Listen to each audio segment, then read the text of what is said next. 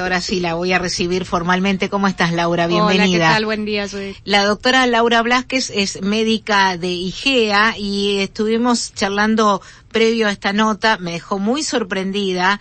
Terminé diciéndole, yo también tengo que hacerlo. Imagínense el grado mío de sorpresa. Pero antes déjame que voy a presentarte. Laura Blázquez es médica hepatóloga, especialista en trasplante hepático. Y el tema que nos trae es la importancia y la prevención de la vacunación contra las hepatitis virales, hepatitis C, en fin, cosas que uno anda por la vida sin enterarse que como adulto tenemos que vacunarnos. ¿De golpe apareció esto? No, esto en realidad ya se sabe hace muchos años y de hecho el calendario nacional de vacunación ya incluye las vacunas que tenemos disponibles, que son la hepatitis A y hepatitis B. Los chicos ya reciben la vacunación en forma obligatoria. Somos los adultos en realidad los que no estamos tan protegidos. Entonces, por eso es importante hablar de este tema en un programa tan difundido como el tuyo. Así que, Laura, son dos tipos de hepatitis diferentes, ¿no? Claro. La B y la C. En realidad, sí. Hepatitis, en el sentido global y general, es la inflamación del hígado, ya sea por la causa que sea, alcohol que vos recién nombrabas, enfermedades autoinmunes o virus, puntualmente. Virus, tenemos distintas clases de virus, hepatitis A, B, C, D, ya casi vamos a abarcar todo el abecedario. Pero las más importantes o las que mayor prevalencia tienen son la A, la B y la C. Uh-huh. Y si querés, te cuento más o menos un pantallazo de cada una porque son distintas, ¿sí?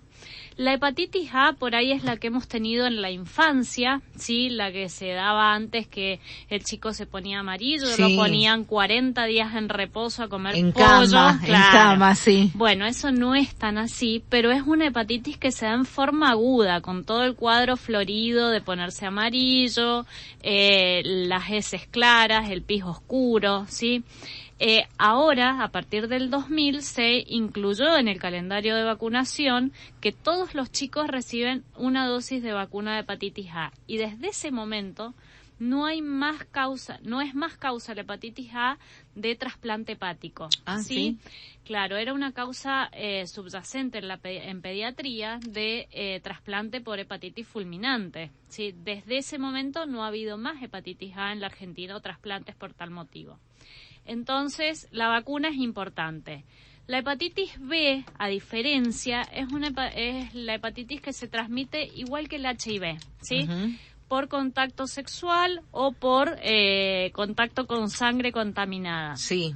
Pero también hay una vacuna para esto y esta se aplican 3 dosis de la vacuna de la hepatitis B y esta sí puede ir a la cronicidad, es decir, que podemos tener un adulto que ha tenido hepatitis B y que desarrolla la forma crónica. Una cosa importante, se transmite 100 veces más que el HIV, ¿sí? Entonces están muy de moda las campañas, o en su momento estuvieron muy a full las campañas de HIV, pero la hepatitis B también es importante. Entonces, los métodos de barrera como protección son muy importantes, ¿sí? ¿Cuáles son? Uso de preservativos fundamentalmente en todo tipo de relaciones, ¿sí? Y la vacunación es la que nos va a evitar adquirir la infección, ¿sí? Pero, perdón, volvamos a las formas de prevención. Sí. Vos decís relaciones sexuales con preservativo. Exactamente. ¿Y hay alguna otra forma más de evitar? En realidad esa es la forma, y la vacunación. La vacunación impide que vos adquieras la infección, ¿sí? Pero, insisto en esta pregunta que te la hice fuera del aire. Dale. ¿A cualquier edad nos tenemos que, como adultos, ir y vacunar? O sea, yo tengo que ir mañana, el lunes, a un vacunatorio a decir, vengo a vacunarme contra la hepatitis B. Exactamente. Los mayores de 21 años... Luis, ¿vos también? Sí, allá voy a ir. Yo también. Todos los adultos con edad sexualmente activa o que estén en contacto con... que están pacientes en hemodiálisis, todos tienen que estar vacunados. Y son 3 dosis, ¿sí? La dosis inicial al mes y a los 6 meses, ¿sí? ¿Qué puede pasar? Que han estado en una campaña, viste que hay campañas por ahí en la calle y te vacunan y te ponen una dosis. Sí. Es importante completar el esquema, ¿sí? De vacunación. Ir al vacunatorio y terminar de colocarte el esquema. Laura, ¿sí? ¿Y es una vacuna gratuita o hay que comprarla? Totalmente gratuita en todos los centros de salud vacunatorios, te la deben colocar sin indicación médica aún, ¿sí? Ah, qué importante. Porque así todo, si vos tuvieras ya alguna dosis o estuvieras inmunizado, no pasa nada con volver a hacerte el esquema, ¿sí? Insisto Dale. en la edad. A cualquier edad, una persona de 60, 70, 40, 30... Cualquier edad, ¿sí? Salvo los chicos que Ya la tienen, sí. digamos, se los haya vacunado de acuerdo al calendario Por eso obligatorio. Yo les digo, en el consultorio todos se van con la indicación de vacunación. Mayor de 21 años tiene que tener la vacuna colocada. ¿Sí? Pueden ir, como te digo, en forma gratuita y todo, eso estamos hablando de la hepatitis B. ¿Y de la hepatitis C existe vacuna? No, lamentablemente no hay vacuna, pero sí hay tratamientos curativos, ¿sí? Entonces el enfoque de la hepatitis C es otro, ¿sí? La transmisión de la hepatitis C es fundamentalmente por contacto con sangre contaminada, es decir, los que han recibido transfusiones hace muchos años, donde no se hacía la pesquisa de hepatitis C, o por ejemplo los que han estado en contacto con productos médicos, cirugías o de procesos odontológicos hace varios años, también habría Eso es por falta de esterilización adecuada, exactamente. ¿Es mortal la hepatitis C? La hepatitis C va a forma crónica y la historia natural de esto es evolucionar a la cirrosis y al cáncer de hígado. En general esto lleva muchos años, entre 30 y 40 años para que evolucione una cirrosis, a no ser que le sumes el alcohol y ahí ya hacemos el combo perfecto. Hepatitis C y alcohol se llevan muy mal, ¿sí? Entonces, ¿cuál es la recomendación? Como no hay vacuna, tenemos que hacer la detección de hepatitis C, es decir, buscarlo en la población. Está subdiagnosticada porque es una enfermedad que no da síntomas, ¿sí? No es como la A, que te vas a poner amarillo y te vas a sentir decaído y vas a hacer el pis oscuro. Esta no te da síntomas y probablemente lo único que vayas a tener sean a veces un estudio de laboratorio alterado, que son las transaminasas, o no lo obtengas eso tampoco. ¿Pero entonces, eso quién te lo indica? ¿Un médico clínico? El médico general, ¿sí? Desde nosotros estamos promulgando esto, que el médico general en el centro de salud, el ginecólogo en la consulta de las embarazadas, que haga la pesquisa de hepatitis C. Es con un análisis de sangre muy sencillo, que lo vas a tener en 24 horas, ¿sí? Esto, te interrumpo, por ejemplo, ¿es un análisis de rutina en los embarazos? No, no es de rutina. ¿Tampoco? Lo que se hace de rutina es la hepatitis B en los embarazos, en el primero y en el tercer trimestre. La C, no.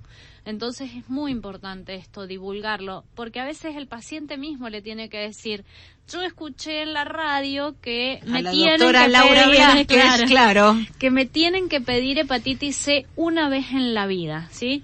Entonces, una vez y con eso es suficiente. Una vez en la vida en general, una persona adulta debería tener un test de hepatitis C. Quiero pedirte que entremos en otro tema, aprovechándote que estás acá y hoy estamos hablando de esta sanción de esta modificación de la ley con los grados del control de alcoholemia, los niveles y sanciones, más allá de todo esto que estamos hablando que tiene que ver con lo sociológico, cómo nos comportamos con la ley. Ahora quiero entender desde el punto de vista médico.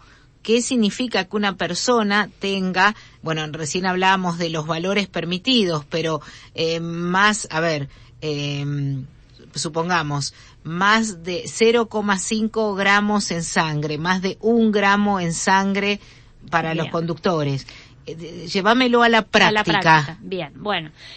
Nosotros en realidad lo que evaluamos es la unidad de alcohol, es decir, cuánta gradación alcohólica tiene la bebida. La ley se refiere a la cantidad de alcohol en sangre, ¿sí? Son cosas distintas.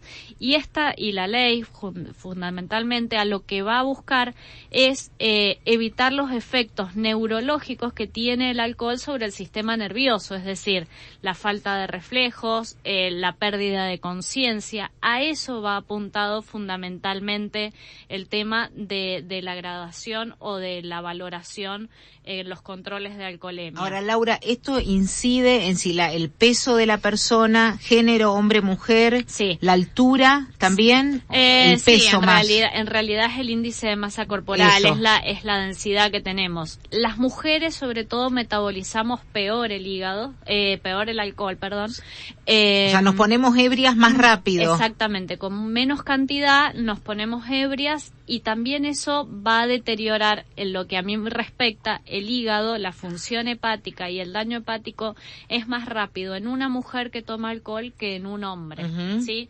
Y la lesión neurológica o el daño neurológico inmediato del alcohol también es más importante en las mujeres. Bien, acá hay una referencia que yo te pregunto vos como médica especialista en temas hepatóloga, donde uno de los lugarcitos por donde pasa el alcohol sin lugar a dudas es el hígado. Es el hígado. Es donde entonces, se metaboliza. Claro, hablaba de que una mujer de 50 kilos, o una mujer delgada, con un vaso de cerveza de 300 mililitros, que es poco, sí, una latita, sí, ya tenés una mujer de 50 kilos, insisto, ya tiene el 0,5 nivel de alcohol en sangre. Exactamente, o sea, es una copa de alcohol, en este caso de cerveza, que tiene menos graduación que otras bebidas, pero una copa ya te va a generar, sí. O sea, la mujer, detección. Ahí ya estás, ya no podés. El varón, un varón delgado también de 70 kilos, estoy siempre tomando el índice de masa corporal más bajo, si toma dos vasos de cerveza, de 300 mililitros cada uno, ya está en 0,7. Sí. O sea, ya está, el ya te concepto pasaste. Es que una persona que va a conducir... Vos, perdóname, no Luis, tomar. ¿cuánto pesás, más o menos? 82 kilos. O sea, vos podrías tomar menos de 2 vasos sí, de ando cerveza. Bien, nunca tomo más de un vaso. Bueno, porque si ya te tomas con tu peso de 80, estoy tomando 2 vasos, ya estás en 0,6. Sí, estoy al horno ahí. Pero no es, digamos, a uno le parece... Sí, parece que no es mucho, exactamente. Pero en realidad eso ya tiene repercusión neurológica, o sea, ya tus reflejos no van a estar igual. Entonces, el concepto es que no tenés que tomar nada. O sea, si vas a conducir, el vino también. Una copa de 70 mililitros, que es muy poco en cantidad, para el hombre, un hombre de 70 kilos ya es 0,5. La mujer ya si toma una copa ya lo supera. Sí. ¿Y yo? Mujer delgada. Con 82 kilos, ¿cuántas copas tengo permitido? Una y media lo sumo. Sí, porque 0,4, claro, el límite es 0,5. El límite es 0,5. Si un hombre se toma 2 copas, ya está en 1. Exacto. Y además, bueno, esto agrego que ahora hay sanciones, hay multas, te sacan el carnet de conducir, el auto, etcétera, etcétera. Y si superás el gramo, o sea, te inhabilitan para conducir y tenés que hacer después una prueba psicológica, etcétera, etcétera. Sanciones muy importantes. Sí. Y sanciones desde 1 gramo en adelante, hay arresto hasta 30 días para quien maneje en ese estado de ebriedad. Ya uno está ebrio, ¿no? Exactamente. Probablemente el que está acostumbrado a tomar no tenga las manifestaciones o no se sienta ebrio, pero ese nivel de alcohol en sangre va a generar un efecto neurológico que es importante. Mira, acabas de decir la frase que quería justamente consultarte. Y esas personas que dicen, no, pero a mí no me hace nada. No, sí le hacen.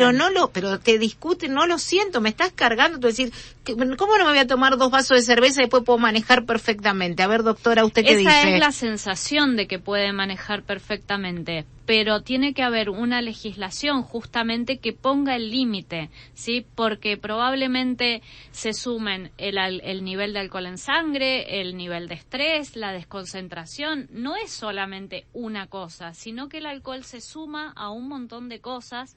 Entonces, tiene que ser muy estricto eso, porque la persona te va a decir, pero si yo estoy perfecto, te hago el 4, te hago todo, pero el nivel de alcohol en sangre ya te bajó los reflejos, ya no estás tan atento para conducir. Aunque uno no tenga esa sensación. Impresión. Exactamente, tal cual. Bien. Es así.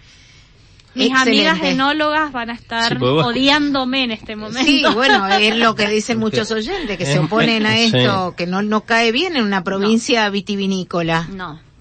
Que es muy normal escuchar eso, sí, yo tengo cultura alcohólica. Exactamente. Mira vos, yo pensaba que aquel que acostumbraba a tomar de forma, no sé, periódica, era como que se volvía inmune a esas dos copas de vino. Yo pensaba lo mismo que Luis, que uno ya te vas poniendo, el cuerpo se va acostumbrando, entonces no te hacen el cuerpo no efecto. Se acostumbra a los tóxicos, sino que se va modelando, el cerebro se va modelando y por ahí vas necesitando más dosis. Es lo mismo que si tomas una medicación, un ansiolítico, o sea, ustedes saben que hay dosis que hay que ir aumentando para lograr el mismo efecto, entonces se va acomodando el cuerpo, pero es una cuestión subjetiva, es la sensación. En realidad la dosis es importante. Importantísima tu palabra, muchísimas gracias, aparte es una palabra científica, ella es médica y entiende del tema porque su especialidad es justamente es médica hepatóloga y de trasplante hepático, la doctora Laura Blázquez de IGEA. Enorme tu aporte. Bueno, muchísimas gracias. Muchísimas gracias. Útil para llevar a la población este concepto. Después de esto, Luis, ya está. Por eso yo organizo todos los asados en mi casa. Ya después de escuchamos a la doctora. No. Y bueno, y si seamos conscientes, seamos responsables. Si no, también está otra manera que he visto mucho. Ir en taxi. Por supuesto. No conducir, no exponerse uno y poder pasarla bien, y no tiene que ver esto, pero es más social, entonces buscar otras maneras. ¿Sí? Hago una consulta, que hay mucha legislación con los cascos de bicicleta. ¿Rige también para los conductores sí, en para bicicleta? La bicicleta, exactamente, pero ahí tienen menos tolerancia, hasta 200 gramos en sangre. Moto, bici y bici con batería. Mira menos todavía. O sea, no se puede zafar por ningún lado, ni los ciclistas. Ni siquiera andando en monopatín. Todavía no llegó a la ley. Es lo que va a llegar. La doctora Laura Blázquez de IGEA nuevamente, muchísimas gracias. Gracias. Muy amable.